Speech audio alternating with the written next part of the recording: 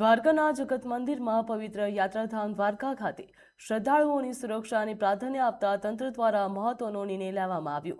યાત્રિકોના ડૂબવાની ઘટનાઓને અટકાવવા માટે ગોમતી ઘાટ ઉપર અત્યાધુનિક રેલિંગ લગાવવાની કામગીરી પૂરજોશમાં ચાલી રહી છે। હવે અંતિમ તબક્કામાં છે, જ્યાં દ્વારકા નગરપાલિકા દ્વારા શહેરી વિકાસ યોજના હેઠળ આ વિશેષ પ્રોજેક્ટ હાથ ધરવામાં આવ્યું। અંદાજિત 77 લાખ રૂપિયાના ખર્ચે થયેલી આ કામગીરીનું 90% જેટલું કામ પૂર્ણ થઈ ગયું છે। આ પ્રોજેક્ટનો મુખ્ય ઉદ્દેશ્ય લાખોની સંખ્યામાં આવતા યાત્રિકોની સુરક્ષા સુનિશ્ચિત કરવાનો છે। તંત્ર દ્વારા તમામ શ્રદ્ધાળુઓને અપીલ કરવામાં આવી છે કે સુરક્ષાના ભાગરૂપે રેલિંગની અંદરના ભાગમાં સ્નાન કરી પવિત્ર ગોમતીનો લાભ લેવો। રેલિંગ લગાવી છે જેથી યાત્રિકો હવે વધુ સુરક્ષિત રીતે ધાર્મિક વિધિઓ અને સ્નાન કરી શકશે।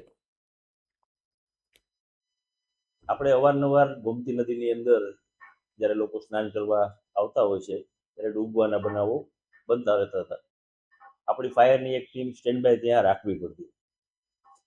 આને અટકાવવા માટે આપણા આદરણીય કલેક્ટર તન્ના સાહેબ અને અમારી જે નગરપાલિકાની સમગ્ર ચૂંટાયેલી પાંખ છે અને એમણે એવો વિચાર કર્યો કે ભાઈ જે રીતે આપણે હરિદ્વારમાં ગંગા નદી ઉપર એક રેલિંગ છે જેના કારણે લોકો ગંગા નદીમાં સારી રીતે સ્નાન કરી શકતા હોય છે, એટલે એનાથી પ્રેરાઈ અને દ્વારકા નગરપાલિકા દ્વારા સરકારશ્રીની શહેરી વિકાસ વિભાગની મુખ્યમંત્રી શહેરી વિકાસ યોજના અંતર્ગત લગભગ 77 લાખ રૂપિયાના ખર્ચે રેલિંગના કામને તાંત્રિક મંજૂરી અને વહીવટી મંજૂરી, આપણું દરિયાનું પાણી છે એટલે રેલિંગ કટાય નહીં એટલે એવા સ્ટેનલેસ સ્ટીલ ફાયર ગેટનો ઉપયોગ કરવામાં આવ્યો છે જેથી જે લોકો આની અંદર રહી અને સ્નાન કરી શકે।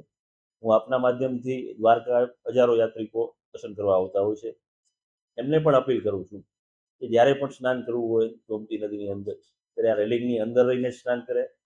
હાલ આપણે ફેઝ 1નું કામ પૂરું કર્યું છે, આગામી દિવસોમાં જે બાકી રહેતો ભાગ છે ત્યાં પણ આપણે રેલિંગ ફિટ કરવા જઈ રહ્યા છીએ। હાલ અમારું લગભગ 90% જેટલું કામ પૂર્ણ થઈ ગયું છે।